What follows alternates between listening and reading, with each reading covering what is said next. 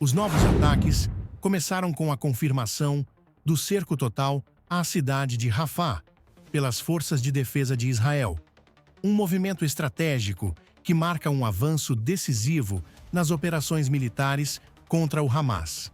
O objetivo declarado é claro: eliminar de vez os últimos redutos da organização dentro da faixa de Gaza. Com a 36ª Divisão controlando o corredor Morag e a Divisão de Gaza operando no corredor Filadélfia, Israel agora detém controle quase absoluto sobre os principais acessos entre Rafah e Khan Yunis, isolando completamente os combatentes inimigos e interrompendo as linhas de suprimento e fuga. Esse cerco, anunciado nas primeiras horas do sábado, segue semanas de intensificação nos combates, principalmente após os lançamentos contínuos de foguetes por parte do Hamas em direção ao território israelense. 3 desses projéteis, disparados contra a comunidade fronteiriça de Nir Itak, foram interceptados com sucesso pelos sistemas de defesa aérea israelenses e não causaram vítimas nem danos materiais. Como resposta imediata, as Forças de Defesa de Israel, FDI, determinaram a evacuação de civis em áreas específicas de Khan Yunis e publicaram mapas detalhados no X, antigo Twitter, identificando as zonas que seriam alvos de novos bombardeios. No mesmo período, foi iniciada a construção de uma nova estrada militar ao longo do corredor Morag, repetindo a tática usada nos demais corredores já tomados durante a guerra. A nova via facilita o avanço terrestre e a logística de suprimentos para os soldados que agora se preparam para adentrar áreas de Rafah, que antes permaneciam sob controle do Hamas. Essa movimentação revela que a operação de Israel não está apenas em fase de consolidação, mas em plena expansão, mirando os últimos bastiões da resistência armada palestina. Enquanto os confrontos se intensificam em Gaza, outro cenário começa a se desenhar no Iêmen. O governo oficial do país, que não possui qualquer vínculo com os Houthis, grupo terrorista que controla parte do território iemenita, iniciou uma mobilização militar para recuperar áreas atualmente dominadas por essas forças rebeldes. Essa separação clara entre o governo iemenita legítimo e os Houthis é essencial para compreender a complexidade do conflito na Península Arábica. O exército do Iêmen começa a atuar diretamente contra os grupos Houthis, sinalizando uma nova etapa na tentativa de restabelecer a autoridade estatal em regiões anteriormente perdidas. Voltando ao teatro de operações em Gaza, uma das ações mais controversas das últimas horas foi o ataque aéreo realizado pelas FDI contra um hospital no norte da faixa. De acordo com os militares israelenses, o alvo do ataque não era o hospital em si, mas sim um centro de comando do Hamas, instalado em sua estrutura subterrânea. O ataque foi precedido por ordens claras de evacuação, tanto para pacientes quanto para funcionários da unidade hospitalar. O protocolo seguido pelas FDI se baseia na distinção entre alvos militares e civis, o que, segundo o Exército, foi respeitado à risca.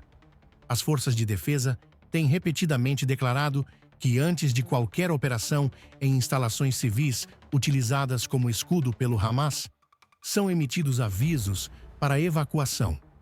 Isso também foi relatado no caso do hospital atingido, com a evacuação tendo ocorrido durante a noite, horas antes da ofensiva. Ainda assim, o episódio provocou reações em parte da comunidade internacional, apesar das evidências apontarem que o local era utilizado como base de operações do grupo terrorista. Em Deir al-Balah, ataques aéreos contra posições do Hamas resultaram em ao menos 21 mortes. Segundo fontes militares, todos os alvos eram combatentes ou estruturas diretamente ligadas ao grupo extremista. A destruição dessas posições consideradas estratégicas para o comando e controle do Hamas, têm como objetivo sufocar as capacidades operacionais da organização e acelerar o desfecho do conflito. Israel Katz, ministro da Defesa de Israel, reforçou o apelo para que os palestinos entreguem o Hamas e libertem os reféns antes que a ofensiva militar se amplie ainda mais. Em declaração pública, afirmou: "Este é o momento final para remover o Hamas, libertar os reféns e pôr fim à guerra." O comunicado ecoa o posicionamento das FDI, que continuam a pressionar os líderes do Hamas a se renderem para evitar ainda mais destruição e baixas. Em paralelo aos avanços terrestres e ataques aéreos, Israel mantém forte vigilância sobre os lançamentos de foguetes, rastreando de forma precisa suas origens. As localidades identificadas como pontos de disparo são rapidamente neutralizadas por meio de bombardeios cirúrgicos, como os realizados recentemente em áreas da faixa de Gaza, de onde partiram ataques. Esses bombardeios são precedidos de avisos à população, e a ausência de vítimas nesses episódios é usada por Israel como argumento de que suas ações seguem protocolos de guerra que visam minimizar o risco a civis. No Egito, a tensão também cresce com a proximidade das tropas israelenses ao longo do corredor Filadélfia, que delimita a fronteira entre Rafa e o território egípcio. As operações nessa região são extremamente sensíveis devido à proximidade geográfica e aos acordos internacionais de segurança que envolvem o controle dessa faixa fronteiriça. As FDI, no entanto, afirmam estar operando exclusivamente dentro do território de Gaza, respeitando as delimitações previamente acordadas. O acirramento da guerra trouxe novamente à tona o debate sobre o uso de infraestrutura civil como escudo por parte de organizações terroristas, o uso de hospitais, escolas e mesquitas como locais de comando e armazenamento de armas tem sido documentado em diversas ocasiões. E Israel alega que isso força suas tropas a tomar decisões táticas difíceis para eliminar ameaças sem causar danos colaterais excessivos. Ainda assim, a pressão internacional continua, com ONGs e entidades ligadas aos direitos humanos exigindo investigações independentes sobre os ataques mais recentes. O avanço das tropas israelenses em Gaza também se reflete na reorganização do território. Com o controle de corredores estratégicos como Netzarim e Morag, Gaza foi efetivamente dividida em 3 regiões distintas sob vigilância e controle militar. Isso permite que Israel realize operações isoladas em áreas específicas, enfraquecendo a mobilidade do Hamas e reduzindo sua capacidade de comunicação e coordenação entre diferentes zonas. Nos próximos dias, espera-se que as FDI intensifiquem as incursões em Rafah, cidade considerada o último grande reduto do Hamas dentro da faixa. Informações de inteligência indicam que parte da cúpula do grupo extremista ainda se esconde na cidade, usando túneis e construções civis para tentar escapar das forças israelenses. As operações em curso visam não apenas a captura desses líderes, mas também a destruição definitiva da infraestrutura subterrânea do grupo, incluindo túneis, depósitos de armas e centros de comunicação. A ofensiva atual, coordenada e tecnicamente sofisticada, demonstra que Israel está determinado a levar a guerra até seu desfecho final, mesmo sob o risco de novas ondas de condenação internacional.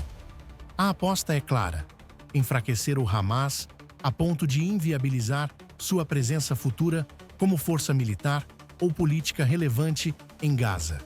Essa estratégia, no entanto, dependerá também da atuação de outros atores regionais, como o Egito e o governo palestino moderado, para garantir a estabilidade no pós-conflito.